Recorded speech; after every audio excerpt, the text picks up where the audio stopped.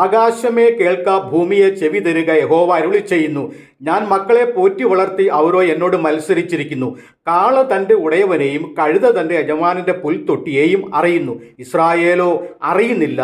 എൻ്റെ ജനം ഗ്രഹിക്കുന്നതുമില്ല. അയ്യോ, പാപമുള്ള ജാതി, അകൃത്യഭാരം ചുമക്കുന്ന ജനം, ദുഷ്പ്രവൃത്തിക്കാരുടെ സന്തതി, വഷളായി നടക്കുന്ന മക്കൾ.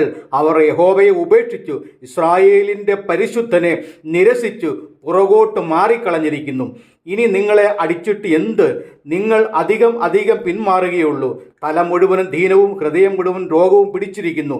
അടിതൊട്ട് മുടി വരെ ഒരു സുഖവുമില്ല. മുറിവും ചതവും പഴുത്ത വ്രണവും മാത്രമേ ഉള്ളൂ. അവയെ ഞെക്കി കഴുകിയിട്ടില്ല, വെച്ചു കെട്ടിയിട്ടുമില്ല, എണ്ണ പുരട്ടി ശമിപ്പിച്ചിട്ടുമില്ല. യെശയ്യാപ്രവചനം 1-ാം അധ്യായം 2 മുതൽ 6 വരെയുള്ള വാക്യങ്ങൾ. യഹോവ അരുളി ചെയ്യുന്ന കാര്യങ്ങളെ കേട്ട് ദൈവത്തോട് അടുത്തു ചെല്ലുവിൻ. ദൈവം നിങ്ങളെ അനുഗ്രഹിക്കട്ടെ.